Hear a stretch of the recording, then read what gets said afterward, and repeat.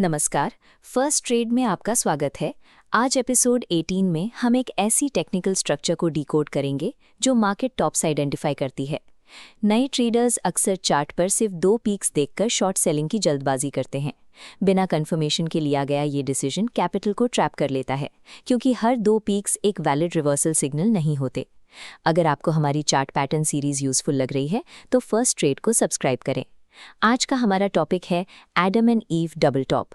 ये एक short term bearish reversal pattern है जिसमें स्ट्रक्चरल रूल्स और प्राइस कंफर्मेशन का होना सबसे ज़रूरी है।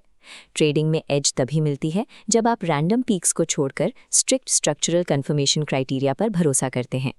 इस पैटर्न के लिए एक क्लियर और सस्टेन्ड अपवर्ड प्राइस ट्रेंड का होना पहली शर्त है। अब ट्रेंड के बाद पहला पीक एडम टॉप कहलाता है। ये शार्प, नैरो और एक इन्वर्टेड वी शेप की तरह दिखता है, जो एक क्विक प्राइस स्पाइक और इमीडिएट रिजेक्शन को दर्शाता है।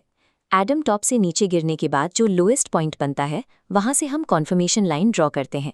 यही लेवल ब्रेकआउट प्राइस को डिफाइन करता है। इसके बाद प्राइस दोबारा सेम रेजिस्टेंस जोन की तरफ बढ़ती है और ईव टॉप बनाती है। एडम के मुकाबले ईव टॉप हमेशा वाइड और राउंडेड होता है, जिसमें मल्टीपल छोटी कैंडल्स बायर एग्जॉशन दिखाती हैं। एडम एंड ईव पैटर्न सिर्फ तभी वैलिड माना जाता है जब एक स्ट्रॉन्ग रेड कैंडल इस कॉन्फर्मेशन लाइन के नीचे क्लोज दे देती है। इस क्लोजिंग से पहले ट्रेड लेना रिस्की हो सकता है। दोनों पीक्स की अलग अलग शेप्स मार्केट साइकोलॉजी में बदलाव दिखाती हैं, लेकिन सेलर्स का असली कंट्रोल सिर्फ इस कंफर्म्ड ब्रेकआउट से ही साबित होता है। थॉमस बुल्काउस्की के डेटा के मुताबिक बेयर मार्केट में इसका फेलियर रेट सिर्फ 7% है, जबकि एवरेज डिक्लाइन 22% तक रहता है। वहीं बुल मार्केट में फेलियर रेट 14% और डिक्लाइन 18% देखा गया है। ब्रेकआउट कंफर्मेशन के बाद हम मेजर रूल के जरिए एक रियलिस्टिक प्राइस टारगेट कैलकुलेट कर सकते हैं। सबसे पहले हाईएस्ट पीक यानी 28.72 में से कॉन्फर्मेशन लाइन यानी 25.78 को माइनस करके पैटर्न की हाइट निकालते हैं, जो आती है 2.94। इस हाइट को 2 से डिवाइड करने पर हमें 1.47 की हाफ हाइट मिलती है। जब हम इसे कॉन्फर्मेशन लाइन से माइनस करते हैं तो 24.31 का फाइनल टारगेट निकल कर आता है।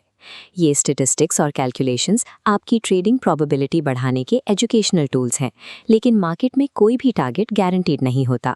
अक्सर ब्रेकडाउन के बाद प्राइस दोबारा ऊपर आकर कन्फर्मेशन लाइन को रीटेस्ट करती है, जिसे पुल बैक कहते हैं। ये मूव लेट एंट्री लेने वाले ट्रेडर्स को ट्रैप कर सकता है। अगर पैटर्न के नीचे कोई पुराना सपोर्ट जोन मौजूद है तो प्राइस डिक्लाइन वहीं पर रुककर रिवर्स हो सकती है। इसीलिए अंडरलाइंग सपोर्ट का ध्यान रखना बहुत ज़रूरी है। पैटर्न्स को कम करने के लिए स्पेस चाहिए होता है, इसीलिए हमेशा स्टॉप लॉस और डिसिप्लिन रिस्क मैनेजमेंट के साथ ही आगे बढ़ें।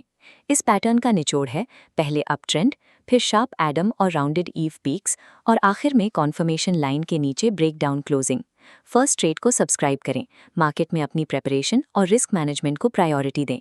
ये वीडियो सिर्फ एजुकेशन के लिए है और इसे बाई या सेल एडवाइस ना समझें। स्टॉक मार्केट में ट्रेडिंग हमेशा रिस्क के साथ आती है।